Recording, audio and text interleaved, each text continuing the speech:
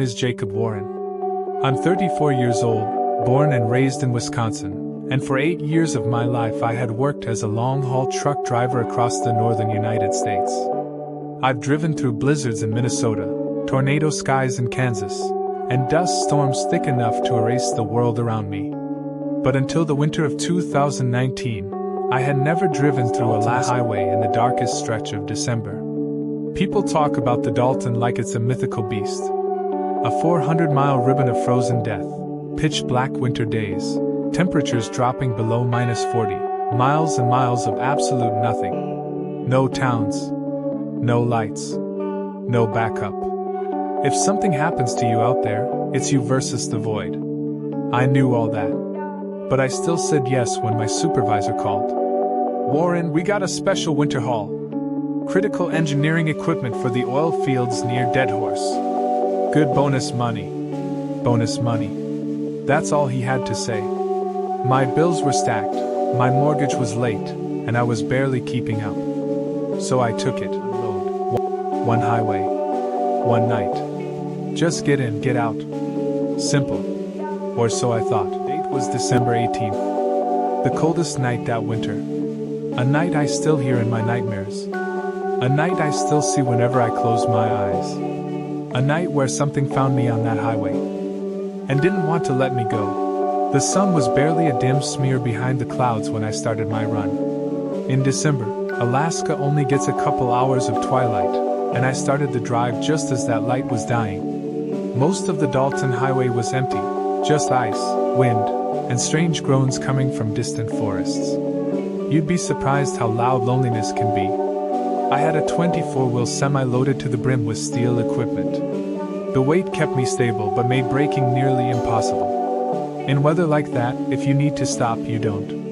You just pray. Around 5:30 p.m., the last bit of bluish daylight faded, and the world snapped into pitch black. My headlights carved tunnels through swirling snow. Ice hammered my windshield like tiny rocks.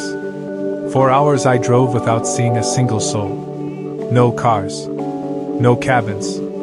No radio signals. Just a dead straight road and dark mountains staring down at me.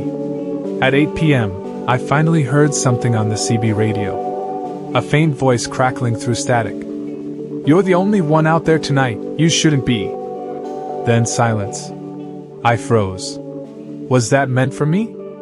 I tried responding, but the radio popped, hissed, and died. The screen went black.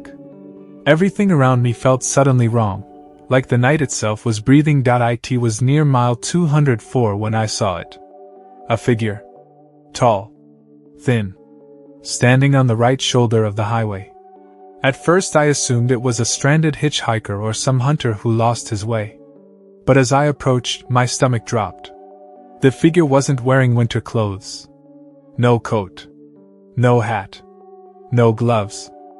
Just something like torn jeans and a dark shirt, despite the -32 degrees temperature.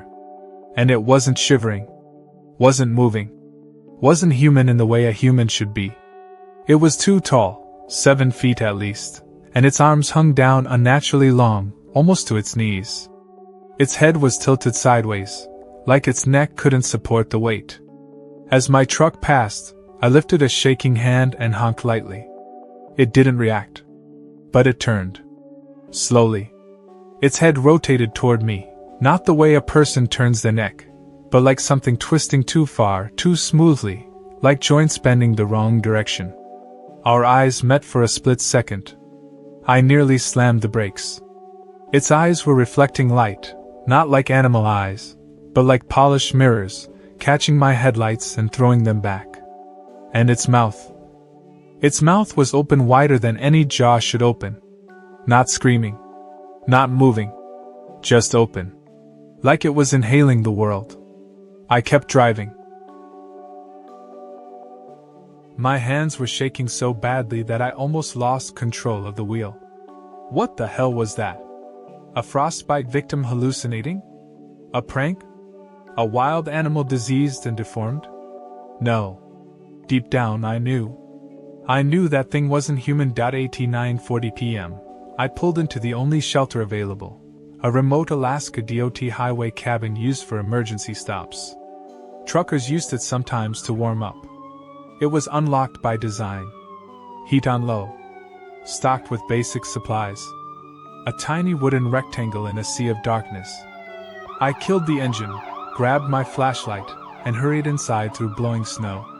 The interior was warm, lit with a dim yellow bulb. One cot. One heater. A small table. A first aid box. I locked the door, something truckers rarely did, and sat down to catch my breath. My pulse finally started to settle. Maybe I imagined it. Maybe the cold was messing with me. Maybe it was nothing. I ate an energy bar. Drank lukewarm coffee from my thermos. For a moment, I actually felt safe. Then, thud. A slow, deliberate knock on the wooden door. I froze. No wind knocks like that. No animal knocks like that. No human should even be out there. Another knock. Harder. Thud. Thud. Thud. I grabbed the flashlight and took a step back from the door. My voice came out a broken whisper. "Who's there?" No answer. Just the sound of something breathing, thick, slow. Right on the other side. Then, slide. Something ran its fingers down the length of the door. Long fingers. Scraping. Dragging. I backed away until my legs hit the cot. This wasn't real. It couldn't be real. But the footsteps outside moved. And stopped directly in front of the small square window. The glass was frosted. Opaque. But behind that frost. A shadow. A tall shadow. Unmoving. Watching. I held my breath. 5 seconds. 10. 30. The shadow didn't move. Didn't blink. Didn't leave. Just waited. Then, in the softest sound imaginable, I heard Jacob. My name. In a voice. Like metal scraping over ice. I nearly passed out. For almost an hour, it stood outside. Sometimes knocking. Sometimes scratching. Sometimes whispering my name in a broken, distorted tone that sounded like several voices speaking at once. I stayed in the far corner of the cabin, clutching my flashlight like a weapon. At 11:12 p.m., the knocking stopped. Silence settled, but not peaceful silence. The silence of something waiting. I didn't dare check the window again. Around midnight, a massive gust of wind shook the cabin, so strong I thought the roof might tear off. But it wasn't the wind. It was footsteps on the roof. Heavy. Slow. Deliberate. They crossed the length of the cabin. Stopped above me. Then, crrrkkk. Wood creaked under weight. Like something huge was kneeling directly overhead. I turned off my flashlight and held my breath. The sound continued. Scraping. Shifting. The roof groaned under pressure. Whatever was up there was testing it, pressing down. The wood fibers began to split. Cracks forming. I covered my head, ready for the entire ceiling to collapse. And then, everything stopped. No footsteps. No scratching. Nothing. Silence. The kind that makes your heart beat so loud it hurts. I sat there until 2 a.m., trembling, unable to sleep, unable to move. Eventually exhaustion took over. My eyes slipped shut. But not for long. I woke at 3:12 a.m. to a soft tapping. Not on the door. Not on the roof. On the window. I could see my breath in the air. The heater had stopped working. Tap. Tap tap. Tap tap tap. Slow. Rhythmic. I turned my head, terrified. There, through the frosted glass. 2 circles. Not glowing. Not colored. Just circles, like someone had pressed their forehead to the glass and breathed on it. But these circles were too far apart. Too big. Too high. They were eyes. Huge reflective eyes catching what little light there was. Staring at me through the frost. I choked on a gasp. The tapping stopped. A single fingertip, long, pale, bony, traced a shape on the window. A shape that made my blood freeze. It drew the outline of a hand. 5 fingers, each impossibly long. And then it held its real hand up to the window, perfectly matching the drawn outline. I curled into a ball, shaking violently. I could feel it smiling. Even without seeing its mouth, I could feel that smile. Hungry. Curious. Wrong. At 4 a.m., the eyes slowly faded as the creature stepped backward. By 4:15, it was gone. The moment first light hinted at the horizon, that dim blue dawn Alaska gets, I bolted out of the cabin, sprinted to my truck, and floored it back onto the highway. But the nightmare wasn't over. It had only started.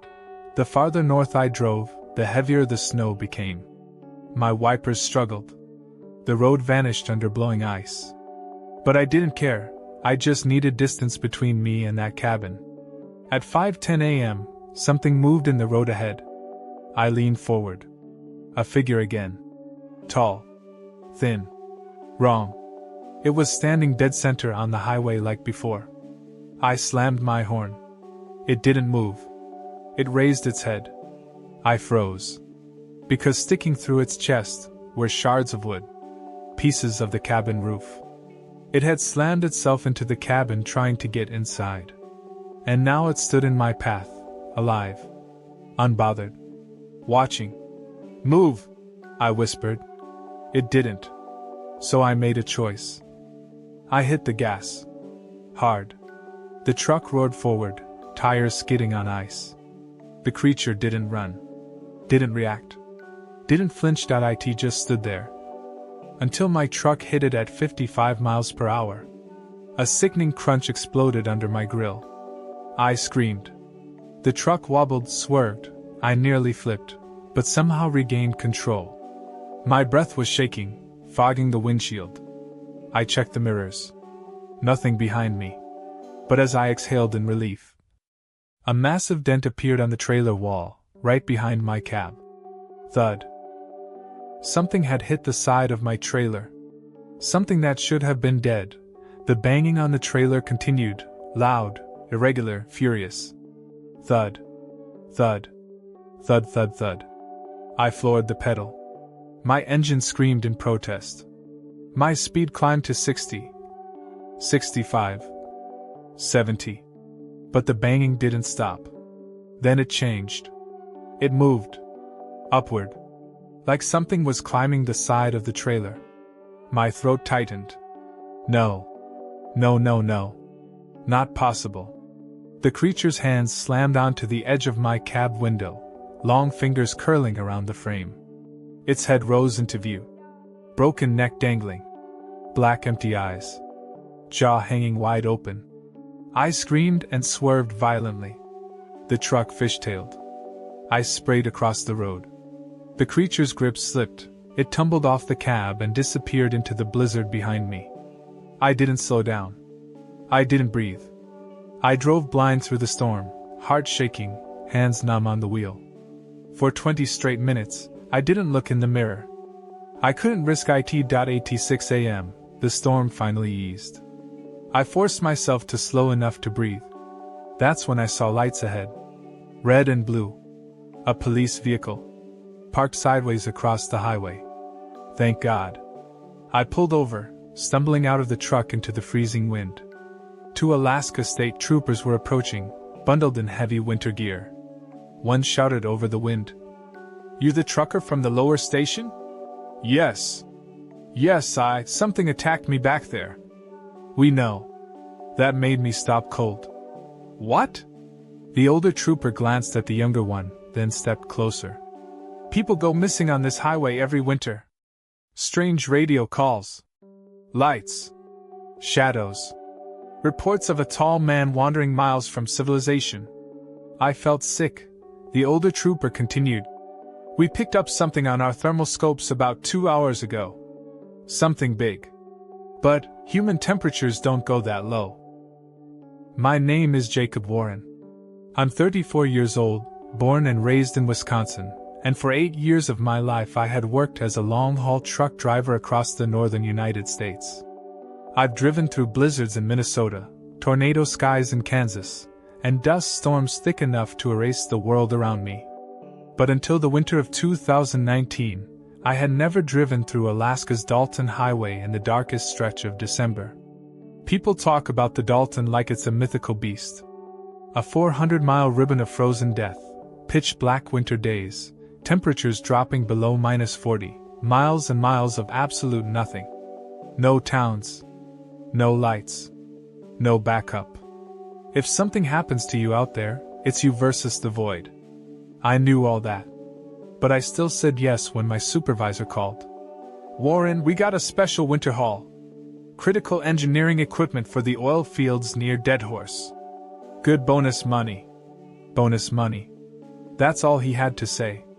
My bills were stacked, my mortgage was late, and I was barely keeping up. So I took it.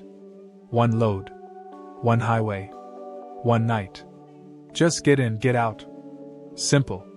Or so I thought. The date was December 18th. The coldest night that winter.